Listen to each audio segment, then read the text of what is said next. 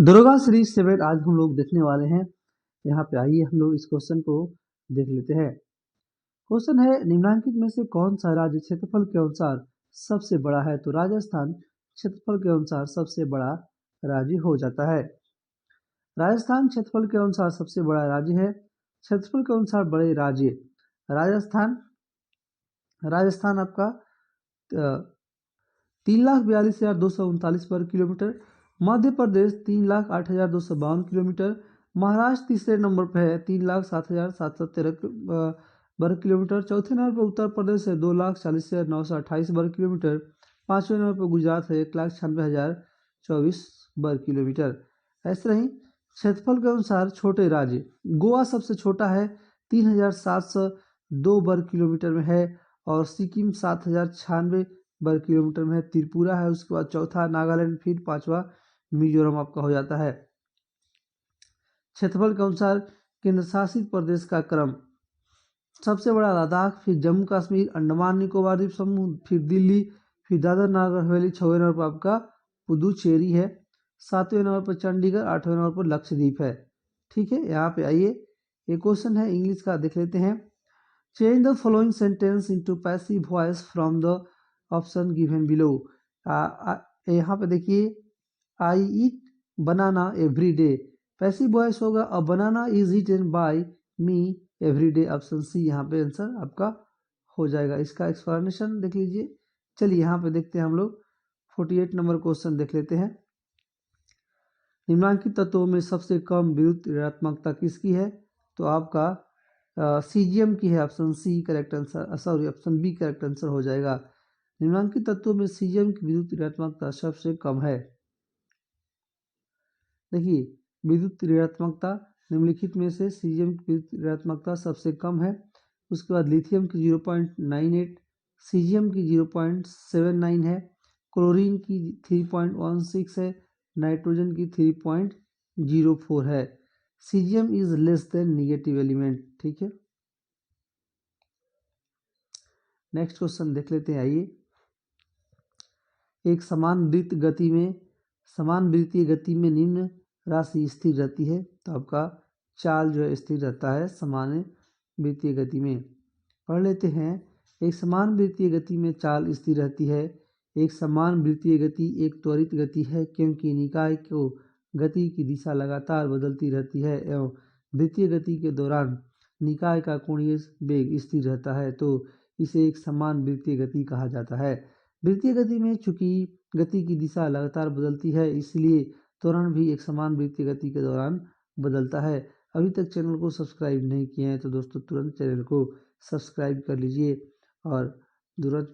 कर लीजिए और लाइक कमेंट कीजिए। ठीक है, यहाँ पे देखिए, यहाँ पे वेग जो है अलग अलग दिशाओं में अलग अलग वेग यहाँ पे दिखाया गया है। v1 v2 v3 टाइम के साथ बदल रहा है। ठीक है, यहाँ पे देखिए अभिकेंद्र बल होता है mv²/r हो जाता है। और यहाँ पे इसको याद रख लीजिएगा, इस फार्मूले को, काफ़ी इंपॉर्टेंट फार्मूला है। ठीक है, नेक्स्ट क्वेश्चन आइए देखते हैं हम लोग। नेक्स्ट क्वेश्चन है, निम्नांकित निवारक निरोध अधिनियम के कालक्रम में व्यवस्थित करना है। ऑप्शन होगा ये, पहले आंतरिक सुरक्षा व्यवस्था अधिनियम, फिर आपका विदेशी मुद्रा के संरक्षण और तस्करी गतिविधियों की रोकथाम अधिनियम, फिर राष्ट्रीय सुरक्षा अधिनियम, फिर आपका थर्ड लास्ट है स्वापक औषधि और मन प्रभावी पदार्थ अवैध व्यापार निवारण अधिनियम। ठीक है, नेक्स्ट यहाँ पे देखते हैं। आइए, निवारक निरोध कानून जिन्हें संसद द्वारा बनाया गया है निम्न है। निवारक निरोध कानून जिन्हें संसद द्वारा बनाया गया है निम्न है। निवारक निरोध का अधिनियम 1950 जो 1969 में समाप्त कर दिया गया। आंतरिक सुरक्षा अधिनियम 1917 जिसे 1975 में निरस्त कर दिया गया। विदेशी मुद्रा का संरक्षण एवं व्यसन निवारण अधिनियम ये हो जाएगा। फिर राष्ट्रीय सुरक्षा अधिनियम 1980 और विदेशी मुद्रा संरक्षण एवं व्यसन अधिनियम जो है 1974।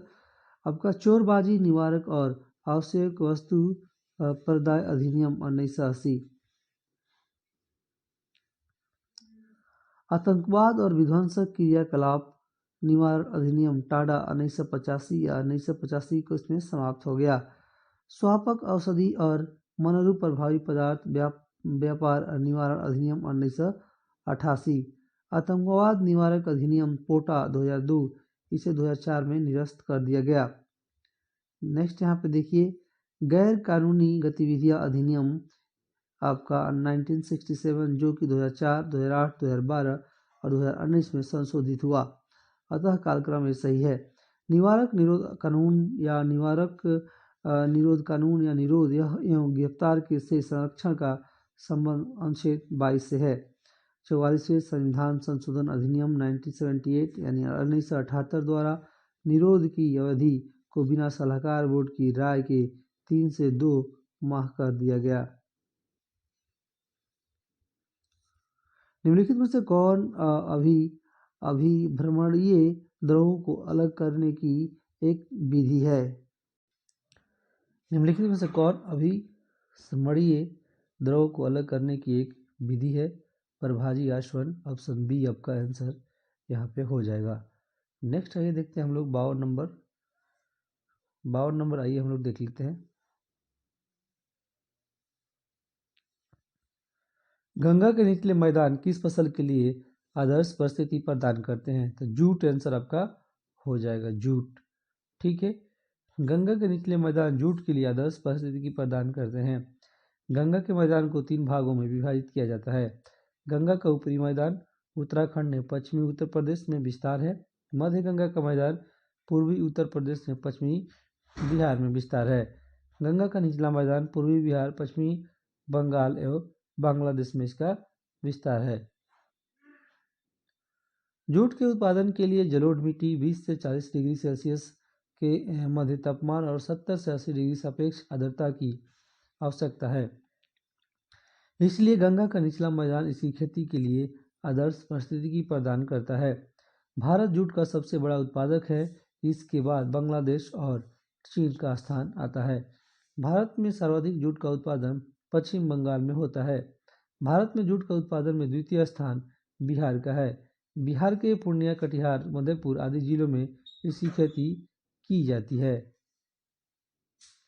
नेक्स्ट है यहाँ पे निम्नलिखित में से कौन से द्वितीयक समाकों के स्रोत हैं? तो आपका यहाँ पे देख लीजिए, तो आपका सरकारी रिपोर्ट, फिर समाचार पत्र, पुस्तकें और वेबसाइट। ब्लर है, आ नहीं रहा है ठीक से। नेक्स्ट क्वेश्चन देख लेते आइए।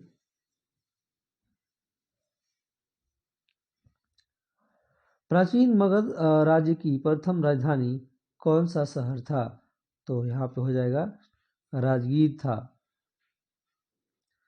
प्राचीन मगध राज्य की राजधानी राजगीर शहर था। मगध के सबसे प्राचीन वंश के संस्थापक बृहद्रथ था। इसकी राजधानी राजगीर यानी गिरिव्रज थी। हरेक वंश का उदयन ने मगध की राजधानी राजगिरी से पाटलिपुत्र स्थानांतरित किया। शिशुनाग ने मगध की राजधानी पाटलिपुत्र से हटाकर वैशाली में स्थापित की। नेक्स्ट यहाँ देखिए, शिशुनाग का उत्तराधिकारी कलाशोक पुनः राजधानी को पाटलिपुत्र ले गया। निम्न में से कौन प्रोटोजोआ जनित रोग है? आपका कालाजार जो है प्रोटोजोआ जनित रोग है। कालाजार प्रोटोजोआ जनित रोग है। कालाजार यह लिस्मैनिया डोनोवानी नामक प्रोटोजोआ से फैलता है। इस परजीवी का वाहक वालू मक्खी है। इसमें रोगी को तेज बुखार आता है। हैजा यह विब्रियो कोलेरा नामक जीवाणु के कारण होता है और मक्खियों द्वारा फैलता है। रोगी के शरीर में जल की कमी हो जाती है तथा रक्त का संचार धीमा पड़ जाता है। उल्टी, दस्त के साथ शरीर का सारा जल निकल जाता है जिसके कारण प्यास बहुत बढ़ जाती है। टाइफाइड यह आपका साल्मोनेला टाइफाई जीवाणु के कारण होता है। यह रोग प्रदूषित जल के कारण होता है। इन्फ्लुएंजा देखिए, इन्फ्लुएंजा यह एक संक्रामक रोग है जिसका संक्रमण इन्फ्लुएंजी नामक रोगाणु के कारण होता है। इसे फ्लू भी कहते हैं। इस रोग का आक्रमण होने पर सिर और पूरे शरीर में जोड़ों का दर्द, सर्दी, खांसी तथा तेज ज्वर आदि के लक्षण प्रकट होते हैं। मोटोजीपी भारत रेस 2023 निम्नलिखित में से किस शहर में आयोजित की गई थी? तो यह आपका greater Noida, option D correct answer यहाँ पे हो जाएगा। नेक्स्ट यहाँ देखिए, वायु में ध्वनि तरंगे विचरण करती हैं, तो आपका केवल अनुदैर्ध्य तरंग के रूप में। वायु में ध्वनि तरंगे विचरण करती हैं केवल अनुदैर्ध्य तरंग के रूप में। ध्वनि तरंगे यांत्रिकी तरंगे होती हैं। यांत्रिकी होने के कारण इन्हें संचरण के लिए माध्यम की आवश्यकता होती है। चूंकि ये अनुदैर्ध्य तरंगे हैं, अतः ये सभी माध्यमों ठोस, द्रव एवं गैस में संचरण करती हैं। किसी माध्यम का ताप बढ़ने पर उसमें ध्वनि की चाल बढ़ जाती है। वायु का ताप 1 डिग्री सेल्सियस बढ़ने पर वायु की ध्वनि में चाल 0.61 मीटर पर सेकेंड बढ़ जाती है। नेक्स्ट यहाँ पे देखते हैं, ताप समान रहने पर गैसों में ध्वनि की चाल पर दाब का कोई प्रभाव नहीं पड़ता है। गैसों में ध्वनि तरंगों का वेग न्यूनतम होता है। हवा में ध्वनि का वेग 0 डिग्री सेल्सियस पर 332 मीटर पर सेकेंड होता है। भिन्न भिन्न गैसों में ध्वनि की चाल भिन्न होती है। हल्की गैसों में ध्वनि की चाल ज़्यादातर भारी में कम होती है। नेक्स्ट यहाँ पर आइए देख लेते हैं। क्वेश्चन है, भारत में रक्षा मंत्रालय द्वारा माइक्रोसॉफ्ट ऑपरेटिंग सिस्टम को बदलकर कौन सा ऑपरेटिंग सिस्टम लेने जा रहा है? तो यहाँ पे आंसर होगा माया। ठीक है, ऑप्शन बी करेक्ट आंसर हो जाएगा। भारत के रक्षा मंत्रालय द्वारा माइक्रोसॉफ्ट ऑपरेटिंग सिस्टम को बदलकर माया नामक ऑपरेटिंग सिस्टम लेने जा रहा है। माया ऑपरेटिंग सिस्टम 2021 में DRDO द्वारा विकसित एक ऑपरेटिंग सिस्टम है, जिसे 15 अगस्त 2023 के बाद लागू किया गया था। ठीक है, यहाँ पे आइए नेक्स्ट आगे पढ़ लेते हैं। यह रक्षा मंत्रालय के कंप्यूटरों के लिए सुरक्षा की भ्रामक परतें बना सकता है, इन्हें साइबर हमलों में छिपा सकता है। यह विदेशी देशों द्वारा ऑनलाइन खतरों के खिलाफ बाधा के रूप में कार्य करने के लिए चक्रव्यूह नामक एक अंतिम बिंदु पहचान और सुरक्षा प्रणाली द्वारा संचालित है। ठीक है, नेक्स्ट आइए देख लेते हैं हम लोग क्वेश्चन। नेक्स्ट आपका 59 नंबर क्वेश्चन है, वर्ष 2011 में जनगणना में किस केंद्र शासित प्रदेश में लिंगानुपात न्यूनतम रहा? तो दमन एवं दीव में लिंगानुपात जो है ऐसा रहा। वर्ष 2011 में भारत में दमन एवं दीव केंद्र शासित प्रदेश में लिंगानुपात न्यूनतम रहा है। 2011 की जनगणना के अनुसार सर्वाधिक लिंगानुपात वाला केंद्र शासित प्रदेश पुदुचेरी 1037 है। लिंगानुपात में द्वितीय स्थान लक्षद्वीप का 947 केंद्र शासित प्रदेश है। न्यूनतम लिंगानुपात वाले केंद्र शासित प्रदेश दमन एवं दीव 618 ही है। सर्वाधिक लिंगानुपात वाले 5 राज्य केरल 1084, तमिलनाडु 996, आंध्र प्रदेश 993, मणिपुर 992 और छत्तीसगढ़ 991। इन्हें याद रख लीजिएगा। अब देख लीजिए, न्यूनतम लिंगानुपात वाले 5 राज्य हरियाणा 8079 है, और जम्मू कश्मीर 8089 है, कश्मीर सिक्किम 8090 यानी 890, पंजाब 895 और उत्तर प्रदेश 912 आपका हो जाता है। यहाँ पे देखिए मैथ का एक क्वेश्चन है, इस पे आप लोग कर लीजिएगा, काफ़ी अच्छा आसान क्वेश्चन है। नेक्स्ट यहाँ पे देखिए, बहुत ठंडे मौसम में टीन यानी एसन निम्न में से किस कारण से पाउडर में बदल जाता है? तो आपका कम तापमान पर आपका टीन ऑक्साइड का निर्माण के कारण। ठीक है, यहाँ पे देखिए, बट ऑप्शन आर इनकम्प्लीट है, ऐसा कुछ लिखा, देख लेते हैं क्या इनकम्प्लीट है। तो टीन के ऑक्सीकरण के कारण सर्दियों में टीन ढाल पाउडर में परिवर्तित हो जाता है। आपका टीन प्लस 2 SO2 हो जाए, आंसर हो जाएगा। ठीक है, यही कंप्लीट था, 2 नहीं लगा था। नॉर्वे शतरंज वर्ल्ड टूर्नामेंट में किस भारतीय शतरंज खिलाड़ी ने मैग्नस कार्लसन को हराया था? आपका डी गुकेश ने हराया था। ठीक है, यहाँ पर नेक्स्ट आइए देख लेते हैं हम लोग क्वेश्चन। क्वेश्चन है देखिए, पूर्ति के नियम के अनुसार एक वस्तु की कीमत एवं उसकी पूर्ति मात्रा के मध्य संबंध होता है, आपका धनात्मक संबंध होता है। पूर्ति के नियम के अनुसार एक वस्तु की कीमत एवं उसकी पूर्ति मात्रा के मध्य धनात्मक संबंध होता है। पूर्ति का नियम मांग के नियम के ठीक विपरीत है। पूर्ति एवं कीमत का संबंध धनात्मक होता है, जबकि मांग एवं कीमत का संबंध ऋणात्मक होता है। जब किसी वस्तु की कीमत में वृद्धि होती है तब उस वस्तु की पूर्ति में वृद्धि की जाती है, और जब कीमत में कमी होती है तो उस पूर्ति के नियम मांग के नियम के ठीक विपरीत है। पूर्ति एवं कीमत का संबंध धनात्मक है, जबकि मांग एवं कीमत का संबंध ऋणात्मक होता है। जब किसी वस्तु की कीमत में वृद्धि होती है तब उस वस्तु की पूर्ति में वृद्धि की जाती है। जब कीमत में कमी होती है तो उस वस्तु की पूर्ति को भी घटा दिया जाता है। इस प्रकार कीमत और पूर्ति के बीच संबंध है। परिभाषा देखिए वाटसन।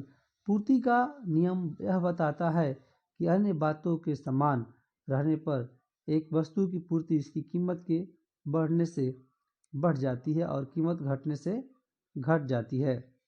पूर्ति के नियम की मान्यताएं। संबंधित वस्तुओं की कीमतों में कोई परिवर्तन नहीं। उत्पत्ति के साधनों की कीमत स्थिर रहे। उत्पादन की तकनीक में कोई सुधार न हो। क्रेता और विक्रेता की आय परिवर्तित हो।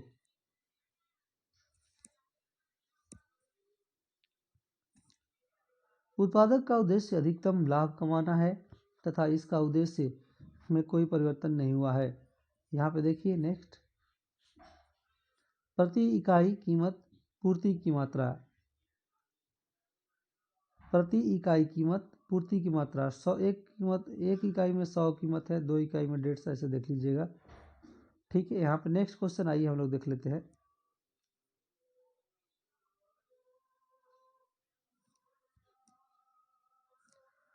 किसी खेत में क्रमवार नियोजित कार्यक्रम के अनुसार विभिन्न फसलों के उगने का कहते हैं हम लोग फसल चक्र कहते हैं। ऑप्शन सी करेक्ट आंसर आपका हो जाएगा। यहाँ पे किसी खेत में क्रमवार नियोजित कार्यक्रम के अनुसार विभिन्न फसलों के उगने को फसल चक्र कहते हैं। फसल चक्र मृदा प्रबंधन प्रणाली का एक महत्वपूर्ण भाग है। यह एक ऐसी कृषि प्रणाली है जिसके अंतर्गत फसलों का क्रमवार आवर्तन इस प्रकार किया जाता है जिससे एक फसल के कारण मृदा में होने वाले पोषक तत्वों की कमी तथा इसके फलस्वरूप उर्वरता की संभाव्यता कमी की क्षतिपूर्ति की जा सके, जिससे मिट्टी की उर्वरता को कम किए बिना न्यूनतम निवेश के साथ अधिक से अधिक प्रतिफल प्राप्त किया जा सके।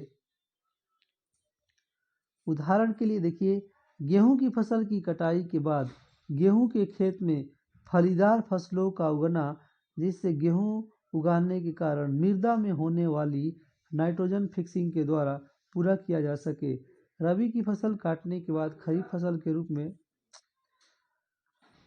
जिसे थोड़ा बड़ा होने के बाद बिना काटे मिट्टी में मिला देना ताकि भूमि की उर्वरता बढ़ जाए।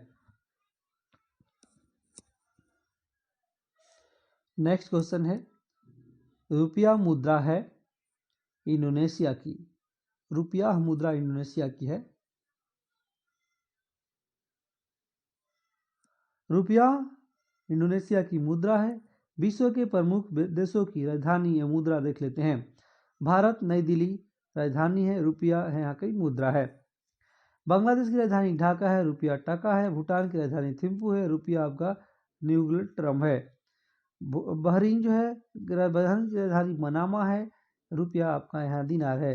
मंगोलिया की राजधानी उलान बटोर है और यहाँ पे तुगरिक जो है यहाँ की मुद्रा है। ठीक है, नेक्स्ट यहाँ आप देख लीजिए, मलेशिया जो है कुआलालंपुर राजधानी है और मुद्रा रिंगिट है। मालदीव माले रुपया यहाँ की रुपया है। लाओस की राजधानी आपका वियंतियान है और यहाँ का पैसा है न्यूकी पालाओ। वियतनाम हनोई है यहाँ की राजधानी, पैसा है डोंग। थाईलैंड बैंकॉक बाहत यहाँ की रुपया है, मतलब पैसा है। यहाँ पे देखिए, कच्चा माल सम्मिलित किया गया है कार्यशील पूंजी में। कच्चा माल कार्यशील पूंजी में सम्मिलित किया जाता है। भौतिक पूंजी औजारों तथा मशीनों में उत्पादन में कई प्रकार के कच्चे माल की आवश्यकता होती है। यहाँ पे देखिए भौतिक पूंजी में दो तरह से बांटा गया है। औजारों तथा मशीनों में अत्यंत साधारण औजार किसान का दाल से लेकर के परिष्कृत मशीनें जैसे जनरेटर, टरबाइन, कंप्यूटर आदि आते हैं। औजारों, मशीनों और भावनाओं का आगे भी इसका मतलब। उत्पादन में कई प्रकार के कच्चे माल की आवश्यकता होती है, जैसे बुनकरों द्वारा प्रयोग किया जाने वाला आपका सूत और कुम्हारों द्वारा प्रयोग किया जाने वाला आपका मिट्टी। ठीक है, यहाँ पे देख लेते हैं आगे।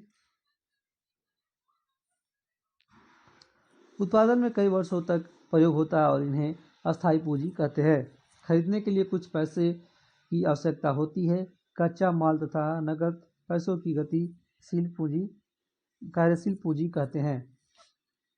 नेक्स्ट यहाँ पे देखते हैं, व्यवसायिक बैंकों का मुख्य कार्य है।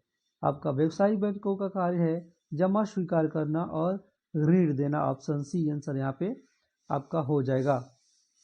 व्यवसायिक बैंकों का मुख्य कार्य जमा स्वीकार करना और ऋण देना है। जमा स्वीकार करना, बैंक लोगों की बचतों को जमा करता है। बैंकों के साथ हम 3 प्रकार के खाते खोल सकते हैं: बचत खाता, चालू खाता, सावधि खाता। ऋण देना, बैंक का दूसरा मुख्य कार्य ग्राहकों को ऋण देना है। बैंक दूसरे लोगों से जमा स्वीकार करता है और उसका एक निश्चित भाग सुरक्षा कोष में रखकर शेष राशि व्यापारी के उद्यमियों को उत्पादक कार्यों के लिए उधार दे देता है और उस पर ब्याज कमाता है। फ्रांस के निम्न में से किन दो नेताओं ने नेशनल असेंबली के गठन की घोषणा की है? तो यहाँ पे मीरबायो ओशिए यहाँ पे आंसर हो जाएगा।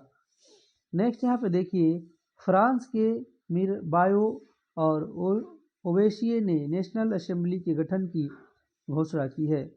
इन्होंने 20 जून 1789 को नेशनल असेंबली का गठन किया। 4 अगस्त 1789 को नेशनल असेंबली ने करों, कर्तव्यों और बांधने वाली समानता व्यवस्था के उन्मूलन का आदेश पारित किया। नेशनल असेंबली ने सन 1791 में संविधान का प्रारूप बनाया और सन 1791 के संविधान ने कानून बनाने का अधिकार नेशनल असेंबली को सौंप दिया। 21 सितंबर 1792 को नेशनल असेंबली ने राजतंत्र का अंत कर दिया और फ्रांस को गणतंत्र घोषित कर दिया। यहाँ पर देखिए, बाणों को रखने का साधन वाक्यांश के लिए शब्द है आपका तुरीर। ठीक है, क्वेश्चन यहाँ पे change the following sentences into direct speech. Indirect speech को बदलना है। He said to me my cousin has drawn this picture. Answer होगा he told me that his cousin had draw that picture. ठीक है, next यहाँ पे आइए देख लेते हैं हम लोग। 71 नंबर है क्वेश्चन ना, इसके बारे में पढ़ लेते हैं। यहाँ पे दिया गया है तो इंग्लिश वाला पढ़ लीजिएगा आप लोग। देखिए यहाँ पे, भारत रत्न विजेता भूपेन हजारिका निम्नलिखित में से किस क्षेत्र से संबंधित है? तो आपका कला से संबंधित है। किससे है? कला से संबंधित है। भारत रत्न विजेता भूपेन हजारिका का संबंध कला क्षेत्र से है। वर्ष 2019 में यह पुरस्कार 3 व्यक्ति प्रणब मुखर्जी, भूपेन हजारिका और नानाजी देशमुख को दिया गया। यह कला, साहित्य तथा विज्ञान की या बड़े पैमाने पर जनसेवा में उत्कृष्ट कार्य करने के लिए देश का सबसे बड़ा राष्ट्रीय पुरस्कार है। इसकी शुरुआत 1954 ईस्वी में हुई थी। यह 26 जनवरी को भारत के राष्ट्रपति द्वारा दी जाती है। इसके मेडल में पीपल के पत्ते के आकार पर सूर्य का चित्र अंकित रहता है। एक वर्ष में अधिकतम 3 व्यक्तियों को ही भारत रत्न दिया जा सकता है। भारत रत्न से पुरस्कृत प्रथम व्यक्ति डॉक्टर सर्वपल्ली राधाकृष्णन थे। मरणोपरांत सर्वप्रथम लाल बहादुर शास्त्री को भारत रत्न से सम्मानित किया गया था। भारत रत्न से सम्मानित व्यक्ति 1954 में डॉक्टर सर्वपल्ली राधाकृष्णन, चक्रवर्ती राजा गोपालाचारी, डॉक्टर चंद्रशेखर वेंकट रमण। 1955 में डॉक्टर भगवान दास, डॉक्टर मोक्षगुंडम विश्वेश्वरैया, जवाहरलाल नेहरू। 1957 में पंडित गोविंद बल्लभ पंत। 1958 धुंधो केशव कार्वे। 1961 में विधान चंद्र राय, राजश्री पुरुषोत्तम टंडन। 1962 में doctor Rajendra Prasad. 1963 doctor Zakir Hussain, doctor Pandurang Vaman काड़े। 1966 Lal Bahadur Shastri, मरणोपरांत उपरांत पुरस्कार पाने वाले में प्रथम। 1971 इंदिरा गांधी। 1975 वाराह वेंकटगिरी। 1976 कुमार स्वामी कामराज। 1980 mother Teresa. 1983 आचार्य विनोबा भावे, मरणोपरांत। 1987 खान बहादुर गफ्फार खान। 1988 मखदूम गोपाल रामचंद्र, मरणोपरांत। 1990 भी doctor Bhimrao Ambedkar, Nelson Mandela. ठीक है, नेक्स्ट यहाँ पे देखते हैं 1991 में यानी 1991 में राजीव गांधी को मरणोपरांत, सरदार वल्लभ भाई पटेल को मरणोपरांत, मोरारजी देसाई को दिया गया था। इसमें 1992 में मौलाना अबुल कलाम आजाद, गुलजारी लाल नंदा, JRD टाटा, सत्यजीत रे। 1997 एपीजे अब्दुल कलाम, गुलजारी लाल नंदा, अरुणा असफ अली को दिया गया। 1998 में MS सुब्बालक्ष्मी, C सुब्रमण्यम, जयप्रकाश नारायण को दिया गया। ठीक है, 1999 में देखते हैं पंडित रविशंकर, प्रोफेसर अमर्त्य सेन, गोपीनाथ बारदोलई को दिया गया। 2001 में लता मंगेशकर, उस्ताद बिस्मिल्लाह खां को दिया गया। 2008 में भीमसेन जोशी को। 2014 में सचिन तेंदुलकर, सबसे कम उम्र में, एवं चिंतामणि नगोशा रामचंद्र राव को। 2015 में अटल बिहारी वाजपेयी, मोहन मालवीय को। 2019 में प्रणब मुखर्जी, नानाजी देशमुख, भूपेन हजारिका को।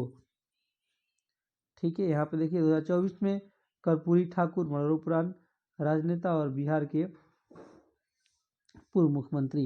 लाल कृष्ण आडवाणी, राजनेता और पूर्व उप प्रधानमंत्री। ठीक है, यहाँ पे देखिए नेक्स्ट 72 नंबर, निम्न में से अनपचयी शर्करा कौन है? सुक्रोज है। अनपचयी शर्करा ऐसी शर्करा G2 फेहलिंग एवं टाइलेन अभिकर्मक विलयन को अपचयित नहीं करते हैं। हाइड्रोक्सिल एमीन का साथ ऑक्सीन नहीं बनाता एवं प्रवृत्ति घूर्णन प्रदर्शित नहीं करता है। यहाँ पे देख लीजिए नेक्स्ट क्वेश्चन, यहाँ पे देख लेते हैं। ये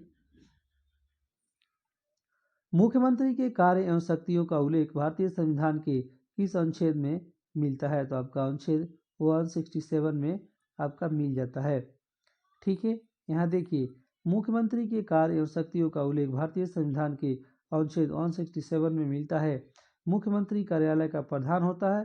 वह सभी मंत्रालयों पर निगरानी एवं सामंजस्य तथा समन्वय स्थापित करने का कार्य करता है। अनुच्छेद 167 के अनुसार प्रत्येक राज्य के मुख्यमंत्री का यह कर्तव्य होगा कि राज्य के प्रशासन संबंधित सूचना राज्यपाल को प्रदान करे। ठीक है, नेक्स्ट आइए देखते हैं हम लोग नेक्स्ट क्वेश्चन। इसी में अभी बाकी है एक्सप्लेनेशन। राज्य के प्रशासन संबंधित और विधायक प्रस्थापनों संबंधित मंत्रिपरिषद के सभी निश्चय राज्यपाल के संसूचित करना एवं इससे संबंधित की जानकारी राज्यपाल मांगे उसे देना। मुख्यमंत्री का यह भी दायित्व है कि अगर किसी विषय पर किसी मंत्री ने निश्चय कर दिया कि परंतु मंत्रिपरिषद द्वारा विचार नहीं किया गया तो राज्यपाल द्वारा अपेक्षा किए जाने पर परिषद के समक्ष विचार के लिए रखे। अनुच्छेद 162 का संबंध राज्य की कार्यपालिका शक्ति का विस्तार से है। यह विस्तार उन विषयों पर होगा जिनके संबंध में उस राज्य के विधानमंडल को विधि बनाने की शक्ति है। अनुच्छेद 168 राज्यों के विधानमंडलों का गठन का प्रावधान करता है। अनुच्छेद 169 राज्यों में विधान परिषदों का उत्थान एवं सृजन का प्रावधान करता है। 74 नंबर देखिए, आंत में पाचन के पश्चात अवशोषित वसा का वहन किया जाता है आपका लसिका के द्वारा। वसा के पाचन के परिणाम स्वरूप वसा में घुलनशील विटामिन आपका मोनोग्लिसराइड, ग्लिसरॉल, कोलेस्ट्रॉल और मोनोग्लिसराइड्स को संचार प्रणाली में प्रवेश की आवश्यकता होती है जो लसिका द्वारा संपन्न किया जाता है। इसके पश्चात इसका उपयोग शरीर के चारों ओर कोशिकाओं के द्वारा किया जाता है। एक बार वसा आंतों को कोशिकाओं में प्रवेश कर जाते हैं तो रक्त प्रवाह सीधे लघु और मध्य श्रृंखला फैटी एसिड और ग्लिसरॉल कि अवशोषित कर रक्त प्रवाह को में स्थानांतरित करने में मदद करता है। वसा का पाचन एवं अवशोषण एक जटिल प्रक्रिया एवं यह अधिकांश पेट और छोटी आंत में संपन्न होता है। फिटकिरी गंदले पानी को किस प्रकार स्वच्छ करती है? स्कंदन के द्वारा। फिटकिरी गंदले पानी को स्कंदन प्रक्रिया द्वारा स्वच्छ करती है। जब कोलाइड विलयन में कोई विद्युत अपघट्य मिलाते हैं तो कोलाइड कणों का आवेश उदासीन हो जाता है और उसका आवेशण अवक्षेपण हो जाता है। इसे स्कंदन कहते हैं। स्कंदन का प्रयोग अशुद्धियों के आकार को बड़ा करने के लिए किया जाता है ताकि वे अवसादन टैंक में नीचे बैठ जाए। फिटकिरी या एल्युमिनियम सल्फेट का उपयोग आमतौर पर जल उपचार में स्कंदन के रूप में किया जाता है।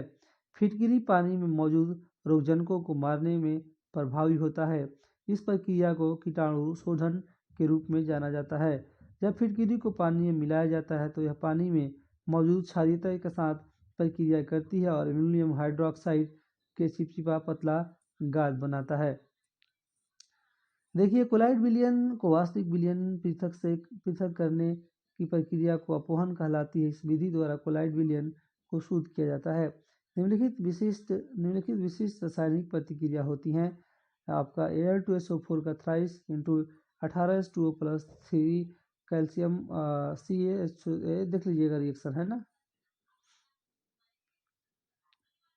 नेक्स्ट क्वेश्चन देखिए यहाँ पे, कॉपर छीलन को सांद्र H2SO4 के साथ गर्म करने पर क्या मुक्त करता है? तो यह आपका SO2 सल्फर डाइऑक्साइड मुक्त करता है।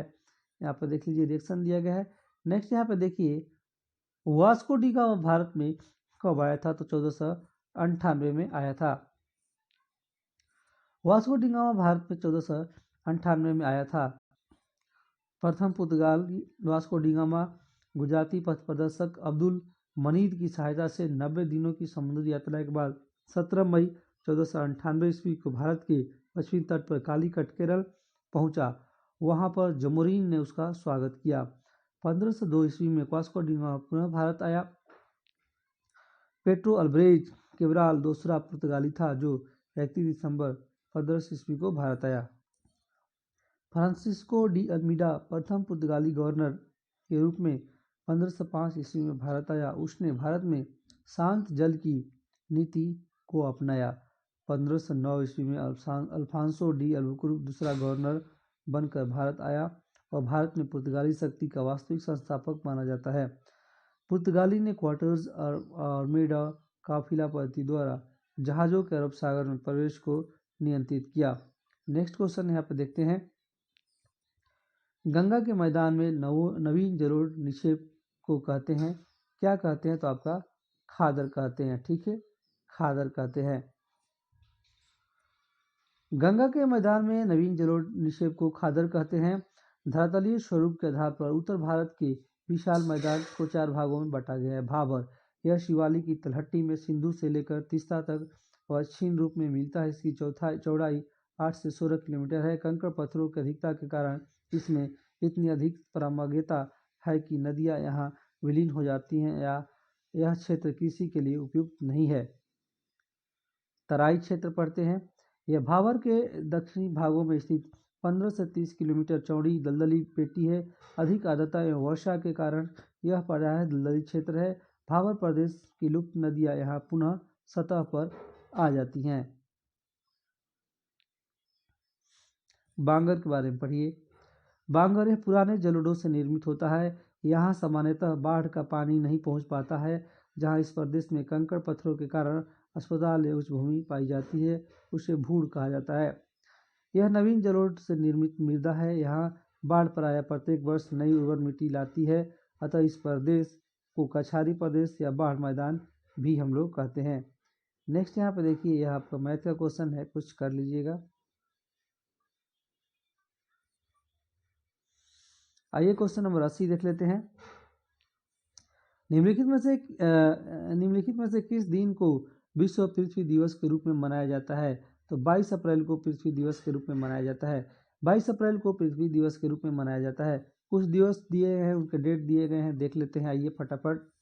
1 मई को विश्व मजदूर दिवस, 10 जनवरी विश्व हिंदी दिवस, 12 जनवरी विश्व युवा दिवस, 4 जनवरी लुई ब्रेल दिवस, 9 जनवरी प्रवासी भारतीय दिवस, 24 जनवरी राष्ट्रीय बालिका दिवस, 30 जनवरी कुष्ठ निवारण दिवस, 4 फरवरी विश्व कैंसर दिवस, 18 मार्च आयु निर्माण दिवस। ठीक है, नेक्स्ट यहाँ पे देख लेते हैं। 4 फरवरी विश्व कैंसर दिवस, 18 मार्च आयुष निर्माण दिवस, 18 अप्रैल विश्व विरासत दिवस, 23 अप्रैल विश्व पुस्तक एवं कॉपीराइट दिवस, 28 अप्रैल विश्व प्राकृतिक दिवस, 19 दिसंबर गोवा मुक्त दिवस, 24 दिसंबर राष्ट्रीय उपभोक्ता दिवस। वर्ष 1970 से पृथ्वी दिवस मनाने की शुरुआत की गई है। नेक्स्ट यहाँ पे देखिए, प्रयाग प्रशस्ति का रचनाकार कौन है? हरिसेन है। प्रयाग प्रशस्ति के रचनाकार के बारे में पढ़ लेते हैं। ये यहाँ पे देखिए, प्रयाग प्रशस्ति के रचनाकार हरिसेन थे। प्रयाग प्रशस्ति में से समुद्रगुप्त के विषय में जानकारी प्राप्त होती है। हरिसेन समुद्रगुप्त के दरबार में शांति युद्ध का मंत्री था। बाणभट्ट हर्षवर्धन के दरबार में रहते थे। इन्होंने हर्षचरित की रचना की थी। कालिदास चंद्रगुप्त द्वितीय के दरबार के 9 रत्नों में से एक थे। इन्होंने अभिज्ञान शकुंतलम, मालविका निपुत्रम, रघुवंशम आदि की रचना की है। विष्णु शर्मा ने पंचतंत्र की रचना की है। यहाँ पे देख लीजिए, कुछ रोग और उनके कारक दिए गए हैं, क्यों यहाँ पे ऐसा किया गया है।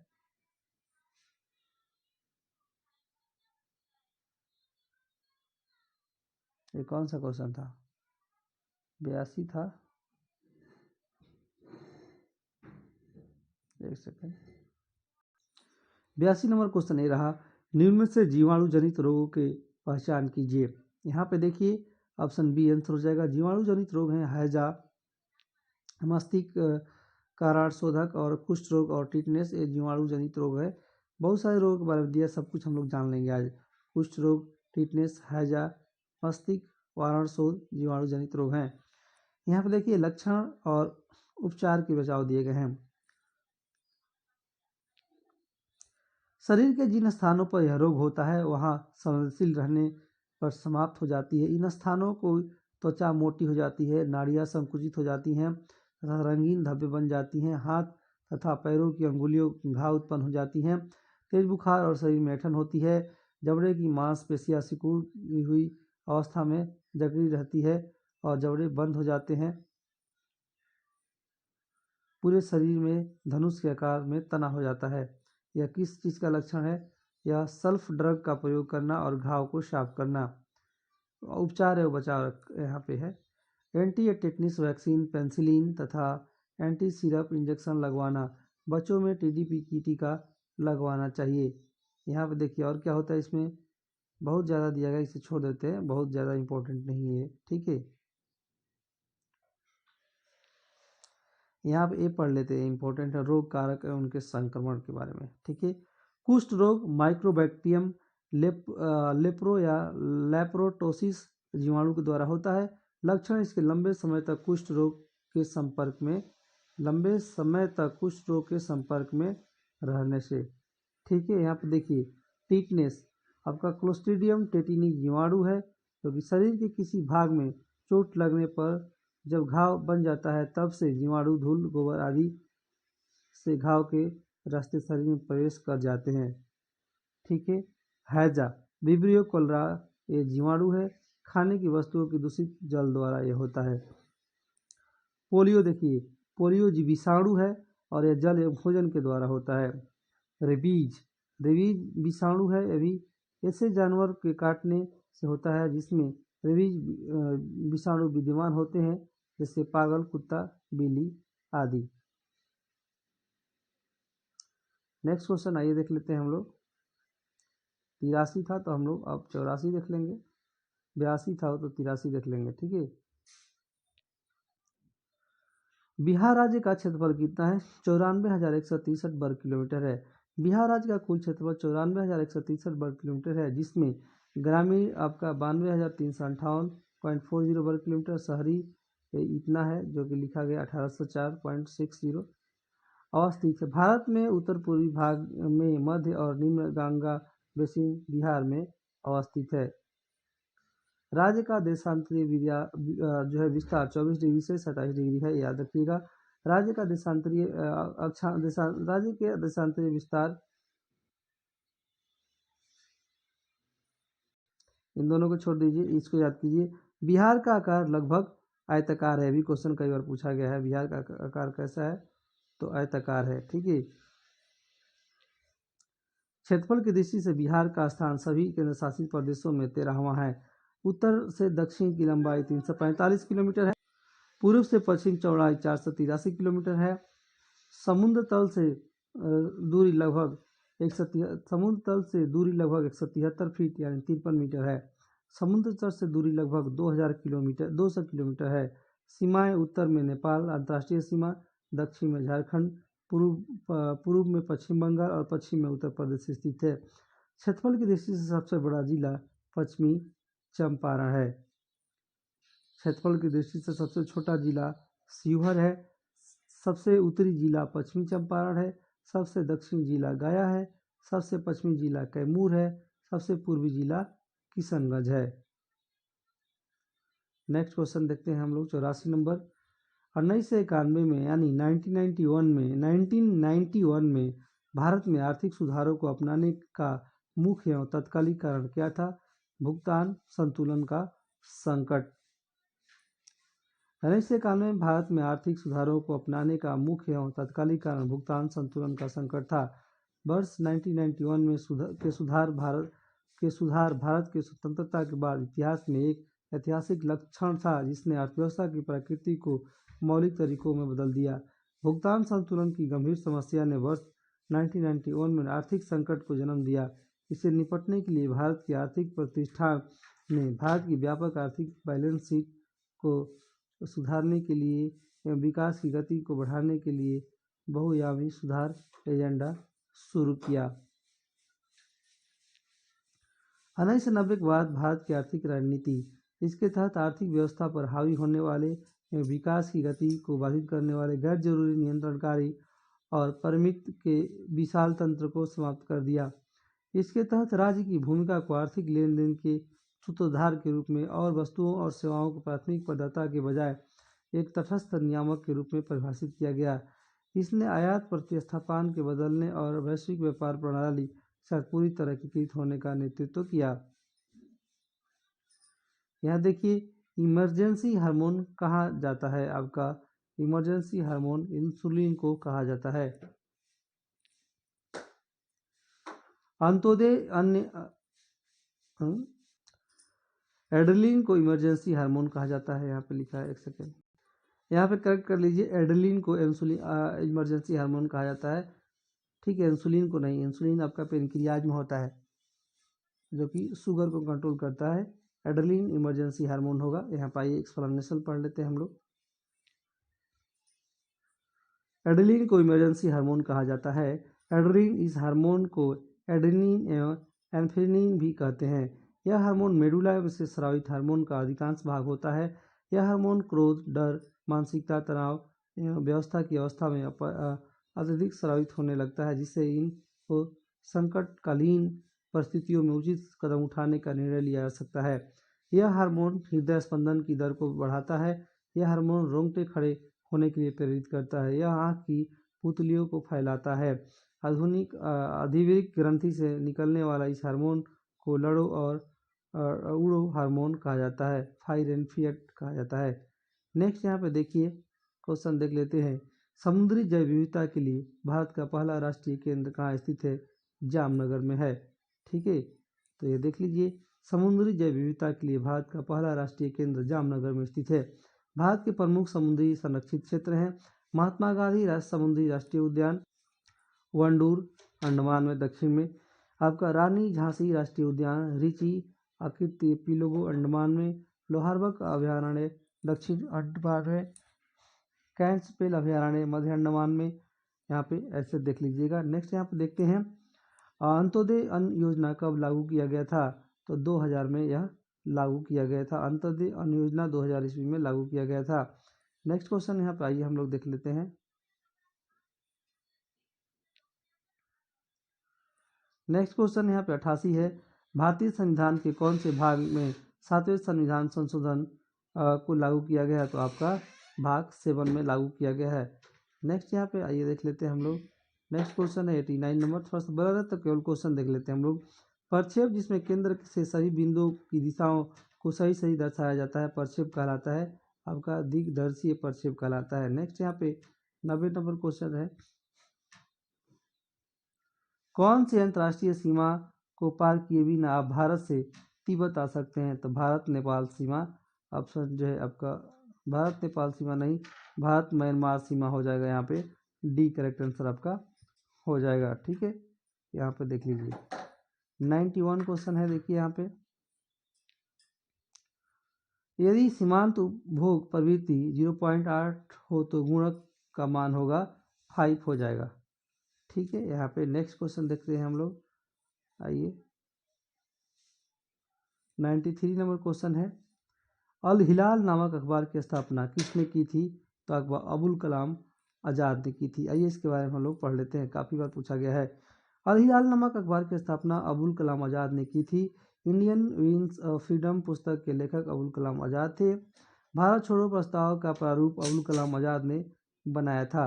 14 जुलाई 1942 को अबुल कलाम आज़ाद की अध्यक्षता में वर्धा में कांग्रेस कार्य समिति की बैठक में भारत छोड़ो आंदोलन का एक प्रस्ताव जो है पारित हुआ था।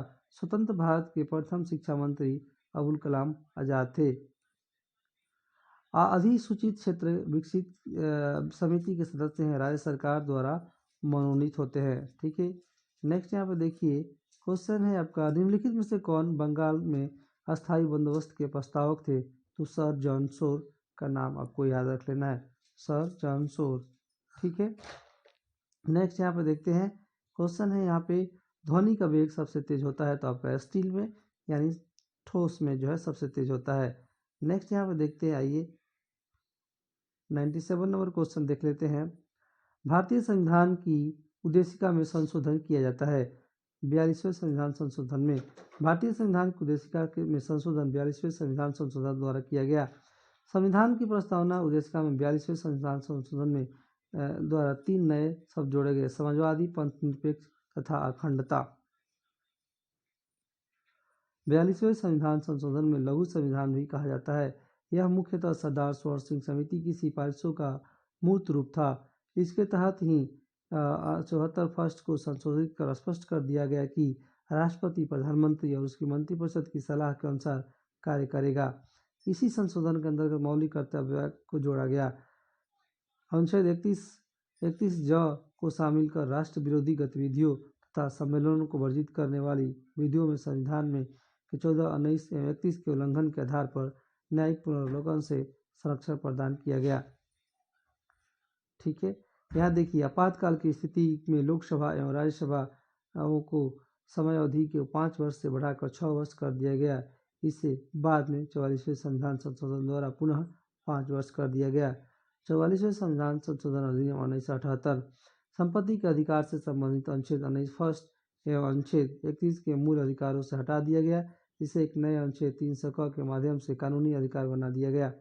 अनुच्छेद 74 फर्स्ट में संशोधन कर राष्ट्रपति की शक्ति दी गई, मंत्रिपरिषद द्वारा दी गई सलाह को पुनर्विचार के लिए एक बार लौटा सकता है, परंतु उसके बाद सलाह के मानने के लिए राष्ट्रपति बाध्य होगा। देखिए यहाँ पे अनुच्छेद 352 में राष्ट्रीय आपात की घोषणा के आधार पर आंतरिक अशांति के स्थान पर सशस्त्र विद्रोह का आधार बनाया गया। राष्ट्रपति द्वारा राष्ट्रीय आपातकाल की घोषणा के लिए मंत्रिमंडल की लिखित सलाह को अनिवार्य कर दिया गया। अनुच्छेद 352 के अंतर्गत घोषित राष्ट्रीय आपात को न्यायिक समीक्षा के दायरे में ला दिया गया, जिसे 38वें संविधान संशोधन के माध्यम से न्यायिक समीक्षा के दायरे में रखा गया था। किसी राज्य में संविधिक तंत्र की विफलता की स्थिति में संसद द्वारा उस राज्य में अनुच्छेद 356 के तहत राष्ट्रपति शासन घोषित करने का प्रस्ताव एक बार में 6 माह से अधिक के लिए परिवर्तनीय नहीं होगा। यहाँ पर मैथ का क्वेश्चन है, इसे देख लीजिएगा। ठीक है, 99 देख लेते हैं, निम्नलिखित में से किसने 1940 में सर्वप्रथम व्यक्तिगत सत्याग्रह शुरू किया था? तो विनोबा भावे आंसर आपका हो जाएगा। यहाँ पे पढ़ लेते हैं इनके बारे में। 1940 में सर्वप्रथम व्यक्तिगत सत्याग्रह विनोबा भावे ने शुरू किया। व्यक्तिगत सत्याग्रह 17 अक्टूबर 1940 को महाराष्ट्र के पवनार आश्रम से हुआ था। जवाहरलाल नेहरू दूसरे सत्याग्रही तथा ब्रह्मदत्त तीसरे सत्याग्रही थे जिन्होंने व्यक्तिगत सत्याग्रह किया। व्यक्तिगत सत्याग्रह सन 1940 में महात्मा गांधी द्वारा शुरू किया गया था। इसे ही दिल्ली चलो आंदोलन 1941 ईस्वी के रूप में जाना जाता है। लास्ट क्वेश्चन यहाँ पे यही करेंगे हम लोग 100। निम्नलिखित में से निम्नलिखित जिलों में कौन सी उत्तरी पश्चिमी जलोढ़ दोमट का भाग नहीं है? आपका पूर्णिया नहीं है। बिहार राज्य का पूर्णिया जिला उत्तरी पश्चिमी जलोढ़ दोमट का मैदान का भाग नहीं है। पूर्णिया जिला उत्तरी पूर्वी जलोढ़ दोमट के अंतर्गत आता है। ठीक है, तो ये रहा आपका 100 क्वेश्चन हम लोग कर लिए हैं। इसको यहाँ से देख सकते हैं आप, देखना चाहे तो। और उसके बाद हम लोग देखिए नेक्स्ट आपका ये वाला लेकर आने वाले हैं। यहाँ पे दरोगा बनोसी 8 में हम लोग इसको देखेंगे। चलिए यहीं पे एंड करते हैं। आप सबका धन्यवाद।